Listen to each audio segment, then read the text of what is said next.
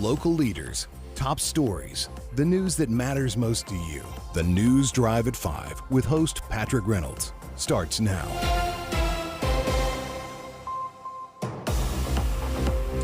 Welcome to the News Drive at 5, our conversation series. I am Patrick Reynolds here on WSIC News Talk Radio, and our special guest in studio today alongside me. You've heard his voice many times here on WSIC News Talk, the host of Taking Care of Iredell, as well as the North Carolina representative for District 84, Jeff McNeely, joins me in studio. How are you today, Jeff? Patrick, I'm doing well. I hope you are.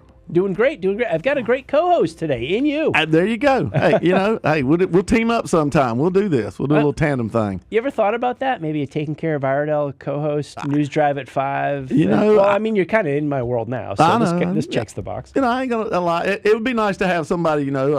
Every Batman needs a Robin. So I ain't saying it couldn't be two Batmans either. So there you go. But anyway, I think it would be neat to have somebody play off sometimes, because sometimes I'm there and I'm just working the air by myself. So it's always good to have somebody that you know is going to give you some feedback, not just waiting for a caller or waiting for this or that or the other thing. So yeah, I have thought about it a lot. I've been probably in radio about 14 years, I guess, and I've done many of those shows where it's just me, a microphone, and a camera. And it does take some getting used to play to nobody, even though you have an audience of thousands of whoever's out there. Did you have any radio experience to lean back on before you came here to WSIC? I did not. I listened to a lot of radio, but never really no part of being on it, doing a show or anything. So, kind of got thrown in the fire. And right off the get-go, it was me and Vicki Sawyer, Senator Sawyer, doing it for like one or two things. And I got the feeling Vicki thought I was maybe sucking up more air than she was and talking a little too much. The next thing I know, I've got my own show, and she's got her own show. And that was cool. And so, off we went, and as my wife always says, don't you ever get worried that you're going to run out of things to say? And I said, no. Why would I? I've got a world of knowledge in here. I got to let it burst forth, this fountain. So, but it is different. It is different. This here, you and microphone, I do have Joe to look across, and he gives me funny looks when I do it right or wrong. So there you go. Producer Joe Berg, host of The Scoreboard, weeknights at 6 p.m. Eastern Time here on WSIC. How's that for self-gratuitous promotion, Joe? It sounds beautiful. Anytime you can plug The Scoreboard, I try to slide that in there. That's right. Like Taking Care of Iredell, same thing. Yeah. There you go. Okay. So you and Vicki Sawyer were on air. That is striking a vague memory to me. I think I do remember that for a little bit. You guys both representing Iredell County. Mm-hmm. Yeah. I think it was our second show that we were doing together that Phil Berger, I call it her boss man, Tim Moore, my boss man, Speaker Tim Moore. of the House. Okay. And so Phil was supposed to call in for the first part, and Vicki was going to kind of interview him with everything COVID and all the stuff going on, the shutdowns and all. And then I was supposed to get to talk and interview Tim, the second part of the show. Well, Phil, for whatever reason, couldn't make it and didn't call in. So then we had a little bit of fill in, and I was able to text him, and he called earlier into the show. And so, like, next thing you know, I'm kind of sucking up a lot of airtime, and Vicki's over going, yeah. So anyway, then next thing I know, we got two shows. So where did the idea of Taking Care of Iredell come from? Did it generate from that show and you and Vicki together? Was that the original thought? Like, you're both show hosts, you both need your own show. Is that where the idea came from? Well, yeah, I think she really wanted her own show, and that's fine, and I did too. I'm pretty busy. I run a small business, G&M Milling, so that keeps me moving, And I kept thinking to myself, do I really have time to just do a show by myself? But when Mark come, the previous owner of the station, come to me and says, hey, you're gonna have a chance to do your own show. Do you want it or not? And I'm like, well, yeah, I do, because there was a lot going on right then, like always. And I felt like the public needed to be informed, and I come at it from a different angle. I mean, I'm agriculture, I'm small business, Vicki's small business also. I mean, we're similar, but we're very different too in our different places, and that's why we work good together as a team. And Gray Mills and Mitchell Setzer, we all bring something different to the table. So my shows have a little bit different slant than hers do, to a point. But yet I think they're still very factual and very entertaining. I hope people enjoy it. So, but it changed the whole dynamic that I had to come up with the program, how I'm going to run it, how I'm going to do it. Mark Purdy just says, hey, you got an hour, figure it out. And I went about doing that. And it's pretty cool. And I've always loved the song, Taking Care of Business. That's always, BTO. Yeah. As Elvis say, TCB, baby, TCB, taking care of business. And that's what I feel like I do. When problems arise in the house and they're under my purview or something that I can do, I take care of it. And I take care of people. That's just who I am, and so it just kind of come natural. Then it got a little tricky when whoever owns the rights to taking care of business actually sent a letter to the station saying you got to cut that crap out. but anyway, that's a whole nother story. I said they're not going to sue us, Mark. Nobody cares about me. The bright side of that is that people are listening to you. Yeah, that's what I said. I said, well, darn. I said, we're getting a national audience here, maybe. Who knows how long and far this stretches? If they're worried about little old me playing their intro song, Oh, they just wanted a piece of the money. That's it. That's all they wanted. Yeah. So House Representative, that's the title you hold. That's the office you hold. What do you do in Raleigh that affects your constituents? You name it. Okay. I mean, I get calls from all kind of different things. It's amazing, and some things we can help with, and some things we can't. During COVID, we probably helped at least 1,200 plus people get their unemployment that couldn't get through the system, and the system was all messed up, folks. And I apologize for that. I ain't gonna throw no shade on the man. It was under the governor's purview in commerce, and he'd missed it. He shuts it down and didn't add a single person until after he shut the state down. I thought he knew what he was going to do, but maybe he didn't. But just stuff like that, making sure we heard a lot of different things about when churches were closed, and I got involved in that lawsuit on the plaintiff side trying to get it open back up. Just a whole lot of stuff that we did. And then it's continued on. And now, I got people that call us up with passport issues, which is really not my purview, but we put them to McHenry's office. I got people call up a lot of times needing veteran help. That's still not my purview, but we work it for them. So no matter what it is, we put them into contact with who they need to be, or we contact for them. So anything people need, I try to take care of it. Right now we're fighting against the insurance commission, and the insurance companies are getting ready to raise your homeowners' rates on insurance about 40%. And we just had a fairly large, substantial increase. I hate to say this, boys, I ain't throwing off on the county commission, but we had a fairly large increase in our budget, and so a lot of people paying more property tax, and now you're going to get hit with a higher insurance rate. And so it's tough, especially with people on fixed income. So I'm doing my part, which is try to at least, if anything, step up this increase in your homeowner's insurance, not 40% all at one time. How do you fight something like that?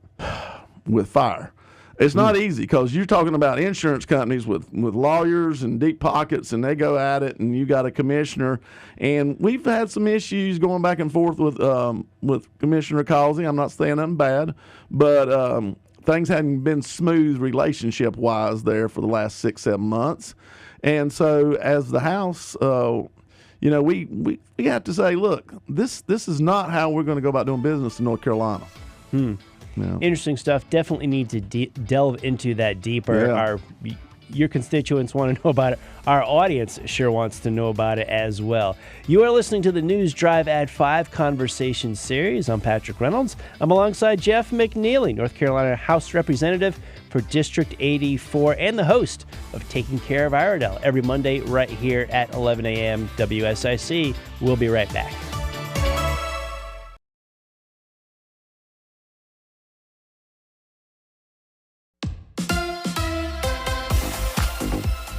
Welcome back to the News Drive at 5 Conversations series. Patrick Reynolds taking you home this afternoon. Alongside me, we are in a conversation with North Carolina House Representative of District 84 and the host of Taking Care of Iredell right here on WSIC News Talk, Jeff McNeely in the studio with us. Thanks for being with us. Hey, I just appreciate the invite. I do. I do always enjoy coming and hanging out and trying to have these conversations. Likewise, my friend. Right before the commercial break, I had to cut you off a little bit there, but we were just delving into the insurance homeowners rate rise. You had like fire with fire was where we left you off. Yeah. Is how to fight this. Well, the plan for me and for most of us in the House we've talked about is as we stair-step this in, if it has to happen.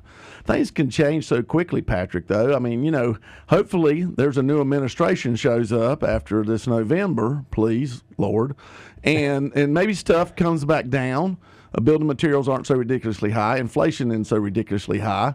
And it may not be such a loss for the insurance company. They're telling us for every buck they're taking in, they pay out $1.30 in claims because of the increase in the cost of labor and everything and supplies. So I'm wondering, can we not maybe do it in 4 years or a 3-year period to go up 25%? And then at some point in there, you may not have to go up the whole amount, that whole 40% increase. Maybe take it 10% at a time. It's like I said, if I know I've got to run into a wall, I'd rather walk into it than to run in as hard as I could, and that's what we're going to do. We're going to really put some people in a jam. So, that to me is kind of good government right there when you try to, you've got to fix the problem, but you try to ease the pain of it. Is there any way to avoid an increase, or is the increase legitimate? We just have to find a way to gently put it into play. Well, everybody's going to bring their facts and figures to the commission, the insurance commission, and the commissioner just rules kind of over top of that. But there's people on that board, and they're going to look. They're kind of like, it's like the utilities commission, a lot of other things we have. They're going to look and see, are the insurance companies losing money? Are they going to go out of business? Are we going to end up having issues, with trying to figure out who's going to insure what? So we don't want to put the industry into a jam, because once you get just a couple players in it, then it's going to go up no matter what. So we don't want that, but yet we don't want the consumer, our constituents out there to just be pillaged either. And so it's a fine line. So everybody's going to bring forth their evidence to show whether we need a rate increase or not, and then they're going to make their decision. Us as legislators, all we can do is try to be on the side of, hey, let's look at all the facts. Let's talk about this. And if something looks like it's not right, we run bills. I always tell everybody we vote on new laws every day. We change them, we fix them, we do whatever. If we have to, we'll do some way or another. Maybe it's a rebate program where we help out the people in most stress that this is put on. I don't know. We'll do whatever we can if we have the money to take care of our people, though, I'll tell you that. And we've been doing that ever since I've been in the House, really ever since 2010.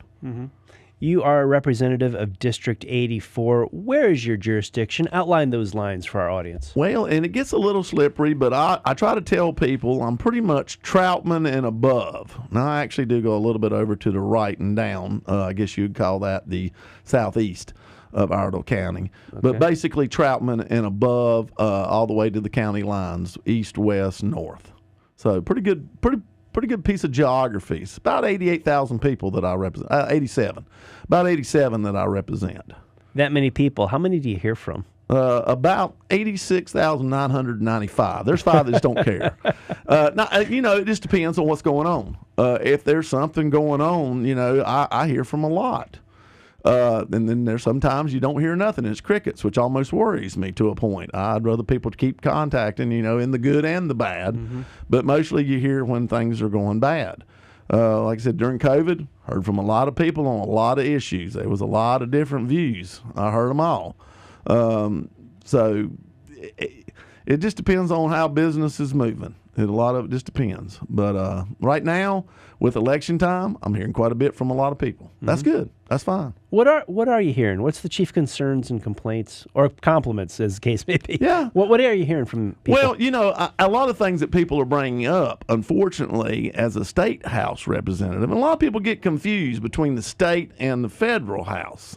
They think I may have some effect on the border. Well, I have effect on the border of North Carolina. Now, we can make certain resolutions, and we can do certain things to try to help, maybe like Texas. We're talking about that now. Sent a resolution basically from the House to Roy Cooper to allow our National Guard to go down and work with the Texas National Guard, not with the Border Control and not with Joe Biden's people, but with the Texas. He's not going to do that, of course, but we put that forth. Now, come April, when we get back in short session, we may make that a little bit more stronger. But I can't control the border. I can only do what I can to help people in times of inflation, like the spending that Washington's done to put this jam that's on all of us. And we did that. We lowered your income tax 1% this time, and we're heading probably by 29, if everything goes well and the world don't go to pieces, we'll be down to 1.99 on personal North Carolina income tax, and on corporate, we'll be at 0. That's right. 0. That's yeah, right. I double take there for those not watching on video. Folks, you didn't see the look I got. You didn't see the look I got, but yes, 0. And we're already number 1 in a lot of polls, or no less than number 2 in most, as far as business-friendly climate state in the country. When we get to there, we will be number 1 with a bullet. So people will be wanting to come do business in North Carolina, and that's fine. That's fine. You got to understand, the more people, and you don't want to overrun yourself, but the more businesses that come, the more opportunities there are for our people. And it will help tremendously. You know, businesses help build a lot of things. You don't build a school necessarily for a business, but you might build it for the employees that work at that. But they pay for a lot of infrastructure. So we need to make sure we have quality businesses, quality companies wanting to come to North Carolina. So how do you handle the growth? That's a big topic of conversation. Everybody that comes in here running for office, big part. And a lot of people think, well, let's put some kind of a impact fee on them. Well, that's illegal, struck down by the Supreme Court. Right. Cannot do that. Let's put a moratorium on building. Well, that's kind of can't do that either. It's really hard to control growth. Now, what you can do is control where the growth is happening through how you do the land plans and the zonings, and a lot of that's more local than me. But there is other things too, and you can do it through building permit increase fees and other things like that. There's ways, but none of it really slows growth, but it does help you on the impact of it. North Carolina, we're no longer the best kept secret. Everybody knows it. Iredell County is no longer this hidden gem. A lot of people realize it. We're a good place. And, the South End won what I call the geographical lottery, and having a lake pop up beside them back there in the 60s. And so it's beautiful in North Iredell. I think it's beautiful out where I live in West Iredell and East Iredell. The whole county is a beautiful county. We're rolling hills and a lot of farmland. And I'll be honest with you, I started this journey about 24 years ago. And I got on the Iredell County Planning Board. I begged, and they appointed me there. That was an appointed position. And we were the ones that helped write 2 land plans for the county, 2 different aspects of that. On my 16 years I was on there, chairman the last 2 or 3. But I had a part in helping craft how this county was going to be populated and filled. And thank goodness the people down in Mooresville can't vote for me necessarily. They may be too ill, but we made sure that we filled it from the bottom going up. And that's still the plan. And if we do that, that will protect the farmland up in North Iredell and allow people, this is what I want. If you want to farm, I want you to be able to farm. If you don't, okay, that's your choice and your land, and I'm a big on land rights person. I think you should be able to do whatever you can as long as it doesn't horribly impact your neighbors. It's your property. But I want you to have the ability. I want you to have every advantage to be able to continue farming if you want to. Iredell County is a really unique county. We're number 13 in population out of 100 in North Carolina, but we're also number 10 in total gross farm receipts, gate receipts they call it, in the state out of 100. And you think about all the big ag counties down east and all that we are that big in population, but that big also still in agriculture. Rare. Really don't know of anybody like us. I wouldn't have put those 2 numbers together, Yeah. the population and the agriculture. Yeah, there's nothing like closest one maybe Union. Other than that, we're 2 anomalies. There's no usually your population, if you're top 10 in ag receipts, you're bottom 10 in population. Those made sense for me to go together. Yeah, but not in Iredell County. So we're very blessed. Mm-hmm. We're very blessed that we have a very dynamic economy here of not only industry, technology, but we also have agriculture, and it's still the number 1 business in the county, and it's the number one business in the whole state, whole industry. These impact fees have come up with interviews of other folks here on the News Drive at 5. Illegal right now. Would it make sense to change them and or at least try to change that to get them back into play? Well, you got your checks and balances between the executive branch, the legislative branch, and the judicial branch. And nothing has led us to believe the judicial branch is going to change their tune, because now we're back to, basically you're imposing on somebody's property rights with the impact fees. And so I don't see them changing their ideas of it. If they do, that might lead to something. But I will tell you this much. And I know it sounds great to say that let the other guy pay for it, but there was another guy before you got here and another guy before he got here. And so, unfortunately, it's a rolling thing. And so just sticking to somebody now doesn't mean it ain't going to be stuck to you later. And I hope everybody understands that kind of. Toughest thing, we're getting ready to go to break. I take it, Joe? All right, we'll talk about the toughest thing when we get back. You finish. Leave us on a cliffhanger. I like that. Jeff McNeely, radio expert, as well as House of Representatives member. News Drive at 5 conversation series rolls on. I'm Patrick Reynolds. We'll talk to you a little bit more right after this.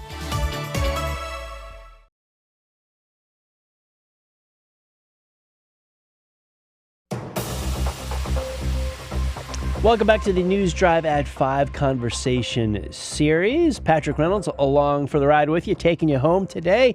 We are alongside the host of Taking Care of Iredell, as well as North Carolina House Representative for District 84.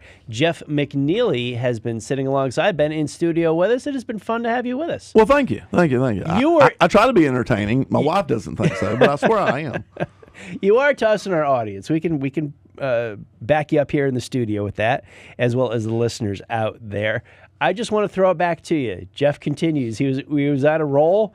I had to get into a commercial break. We were talking about all kinds of stuff. Well, and what I'd left him hanging with, here's the problem. Right. And the problem is this. We have people that move here, and they come maybe as a young couple, and maybe they haven't had their kids, or they just had them, and they're young, and they have 2 or 3 kids, and they want to be in Iredell County, may work in North Mecklenburg or in Charlotte, or they may work in South Iredell, may work wherever, and they come and they do well, and we want people to do well, and they raise their children here, and we build schools for them, and we pay extra money, get them through the schools, and they go off, and they may go to college, or they may find a job or whatever. But a lot of times it seems like that couple that moved here after about 20 years or 25 years, they're ready to retire. And so they're wanting to go to the coast or the mountains or somewhere or another. And instead of being able to start actually recouping some tax dollars that we spent once there's no children involved, because you're looking at about $7,000, $8,000 a child, a year. Mm-hmm. And the taxes we charge, because we keep our taxes low on property, even though people say they've jumped, they're still low, doesn't hurt too bad, and you really can't start making it back till the end. But if they leave and move to the mountains, move to the coast, you know what they do? There's another young couple with kids buys that house, and it starts over again.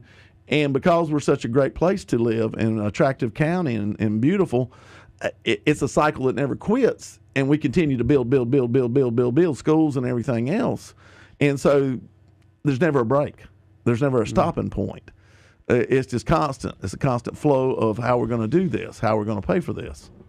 Where is the point where the county recoups that money? Is it when that couple no longer has children in the school system, yet are still paying their property taxes? So they paid for their kids, but no longer pay for their kids. They're just paying into the system. Well, is that how it works? Yeah, kind of. Correct me if I'm wrong. Yeah, too, no, you're kind of right. It's once they quit needing as much resources as they did before with their children. So understand, back when I was in 2016, when I was running for county commission, at that time, it had to be a $325,000 house you to break even with 2 kids in school on your property tax. Now, I'm sure everything's gone up, but we're probably looking at a $450,000 house. Now, in 2016, a $325,000 house in Iredell County was a heck of a nice house. Now it's a starter home. Yeah. Sad to say. So we're probably closer to $450,000, $500,000 house, making enough property tax every year to pay for 2 kids to go. Well, there's not everybody can afford a $500,000 house, and so it gets real slippery sloped. Is what happens. It just doesn't. So you have to work with it over time. But if you never get that break, if you never get that where they're not needing the resources and you start gaining, it's real hard. It's really hard. And that's what I see a lot. I see a lot, especially in the south end, down around the lake, in that area. A lot of people come, stay with us. We raise a lot of fine kids here and send them off to great colleges, smart kids. Got a great school system, does a wonderful job. And we got a lot of good charter schools, and we got a lot of good private schools, all good schools in Iredell County. And so we're able to get good education to the kids, and they're able to go and find themselves a successful life. And unfortunately, they rarely come back. It seems like they go to the big city and, and Ma and Pa Kettle story, I guess, they're off they go. But it's just it's a never-ending cycle, and with that comes never-ending need for more money and more stuff to be built, more infrastructure. And on top of that, Patrick, it's the upkeep. That's what people don't understand. Mm-hmm. It's not just to build a school. The cheapest thing you can do in government is build something. The most expensive thing you can do is maintain it, keep it going. Yeah, that never stops. Right.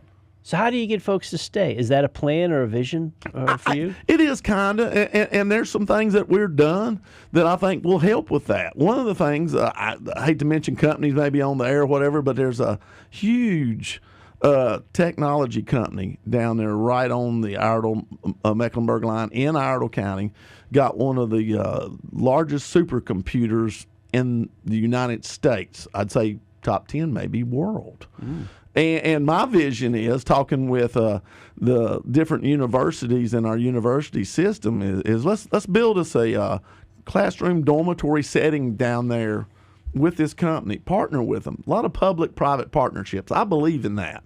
I really do. I think that's a great thing for government to come alongside and work with private business and create something that's unique that you can't find in the regular business world. And we could build something down there and bring these kids, the best of the best. They may be from Iredell. They may be from who knows where. Think of it kind of like your student teaching.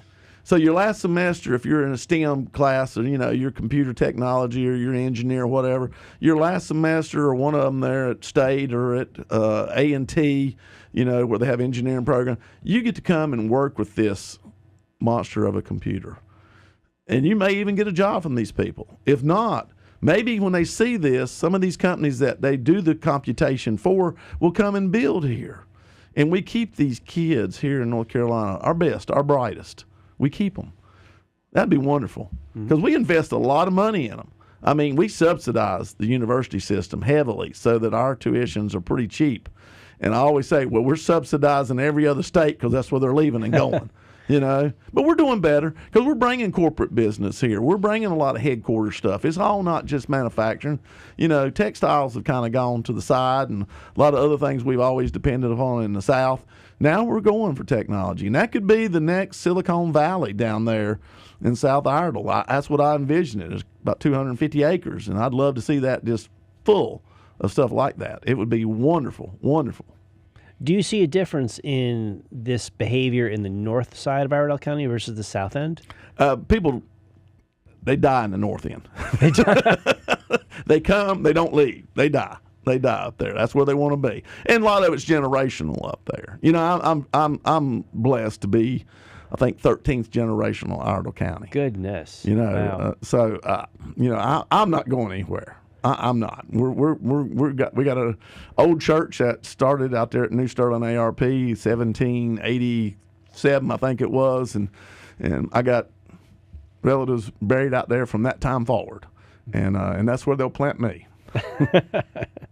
Well, in that time, you've got quite a bit of political experience before your current seat with the House of Representatives. Where did you start in politics? Well, like I said, it's funny when you're involved with farming, and we kind of are by running a feed mill, running G&M milling. We do a lot with farms, and the government loves to play in agriculture.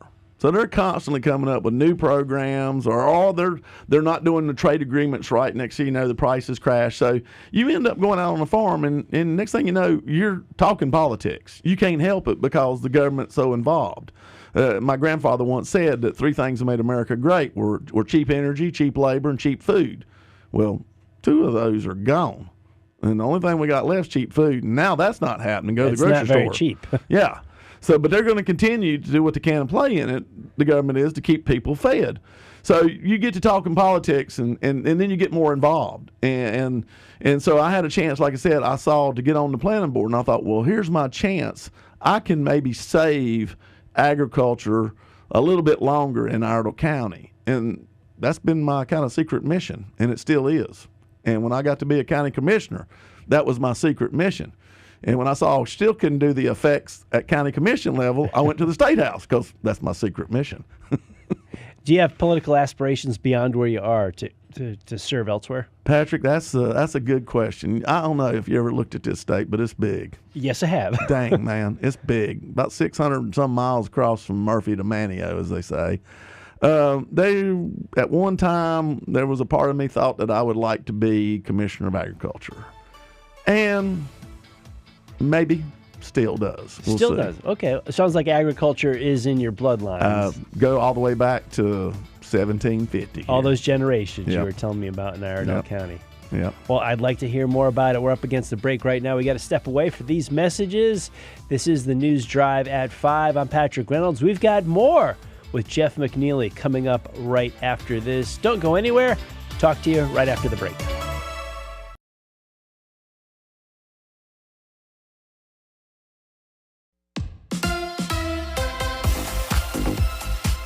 Welcome back to the News Drive at 5 conversation series. Patrick Reynolds taking you home here.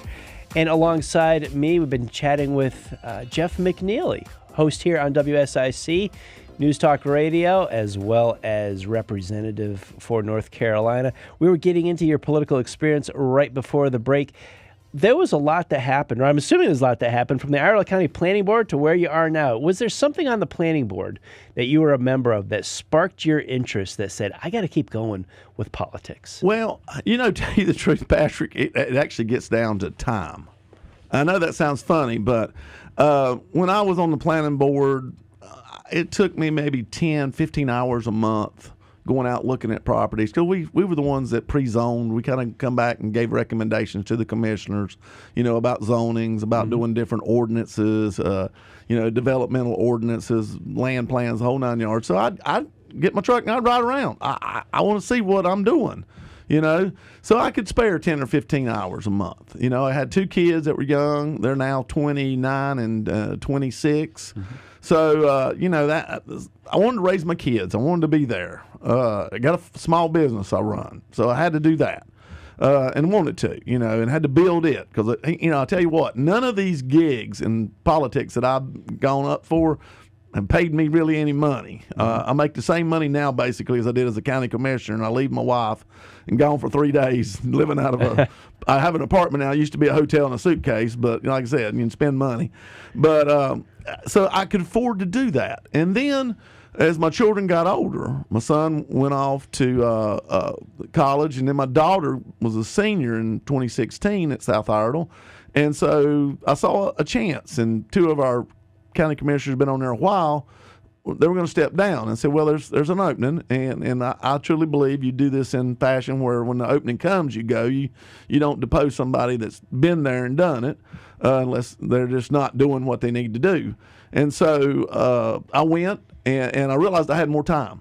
And I said, I got enough time to be a county commissioner, because I can tell you right now, be a county commissioner, it took me a good 30 to 40 hours a month to do that job. It really did, if you do it right. And so did that for 3 years, and I ended up being kind of the liaison through the North Carolina Association of County Commissioners for Iredell County. It also put me down there working with our legislators more. If there was something needed to do, hey, Jeff, you need to go to Raleigh. Hey, Jeff, you need to call Raleigh. Hey, Jeff, you need to do that. That was what the other county commissioners, that was, and I was cool. I was cool with that gig. Well, the more I went, kind of the more I was intrigued. And I thought, someday I might could do this. I think I could. I think it would be interesting. And I always like a new challenge. I always do, always have. And so one day went to visit Representative Rena Turner, and she told us that she was done. And I kind of looked at the friend that was with me and looked back at her and said, what does that mean? You know, being kind of naive. She goes, well, you know, you need to be figuring out who else is going to fill this slot here. Who's going to take this seat. And so in about 5 seconds, seriously. All of 5. Yeah, I said, I'll do it. Now, that didn't mean I got it, but that meant I threw my hat in the ring. Right. And ended up the Iredell County Republican Executive Committee chose me out of 2 other people, 3 of us total, and it was unanimous, which made me feel really proud that they had that much faith in me. And so next thing you know, I'm there. And the good news is my son had graduated college, and he wanted to come back and run the family business.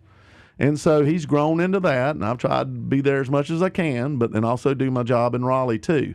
So once again, time. I found I had some more time. Of course, I also quit sleeping.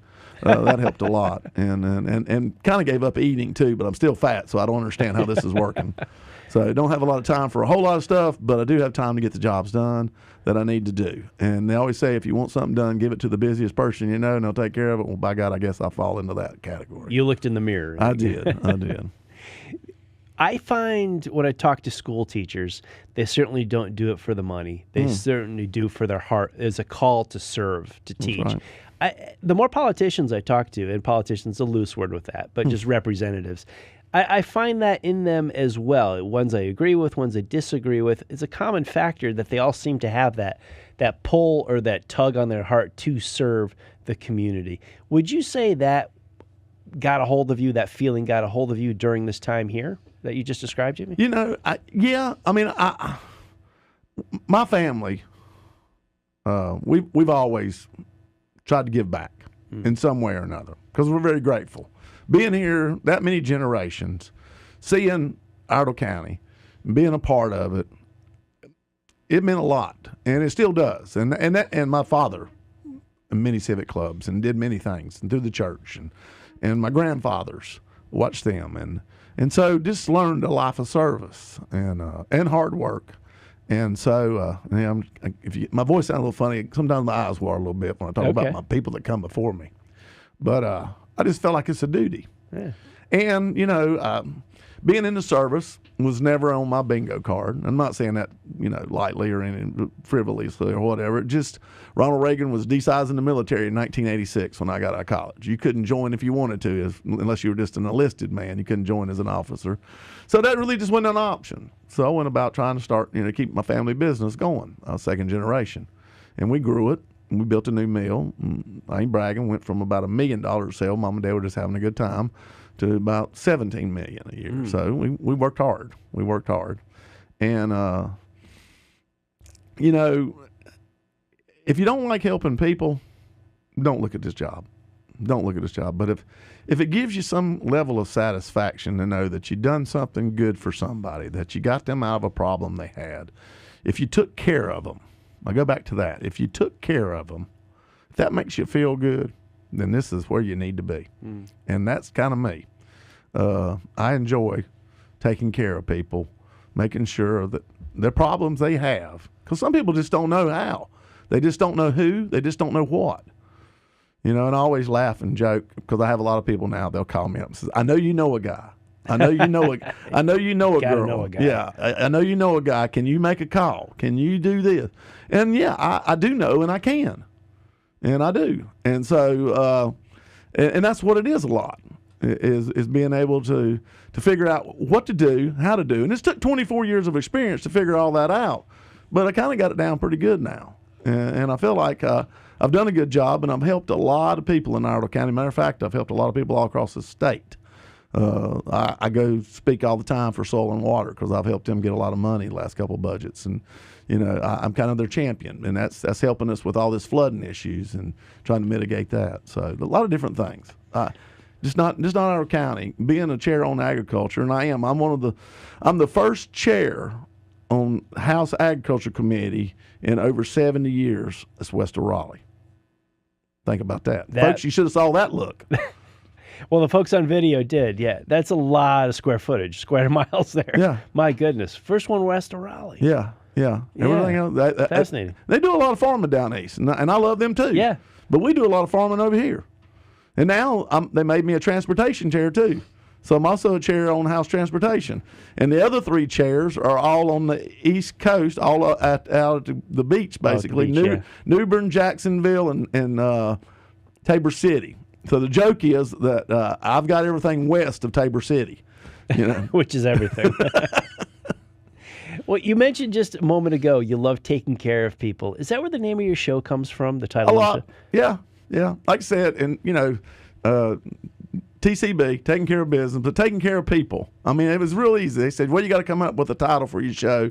And I got to think, you got to have a song. You got to have a song. And everybody has an intro song. We always laugh about that down at the house, if you're going to bring certain bill, what's your intro song for this bill? Yeah. Now, we don't play it. We just talk about it, just joking around. And so that's my intro song, taking care of business, taking care of Iredell, taking care of people. So people have intro songs. You just don't literally play it. You just have it in your head. We just talk about it. So get you that mood. You might listen to it through your ear pod there for a second before you get ready to go, just to get you the right atmosphere, the right attitude. Yeah. Jason Sane told us his was Sharp Dressed Man. I use that too some. I use that too. We go back and forth. Jason, great friend, great mentor, great ally. Helped me tremendously. Cannot tell you how much he's helped Iredell County, folks. Jason Sane has helped Iredell County tremendously. With Iredell County, the last 2 budget cycles have had very positive results that you had a hand in. Jason Sane has helped Iredell County. You give credit to whoever you want. Well, and it's a team. It's a team. We call ourselves Team Iredell. We changed the whole way about how we go to ask for money.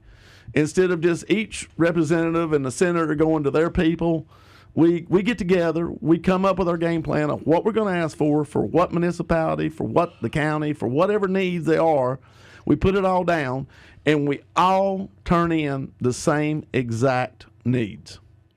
So there's no offshoot, no red herring, no none. This is what Iredell County wants, and we're unified. And I'm not saying nothing bad about the people before us, but that hasn't been how it's done. And this is what we do. We have that ready.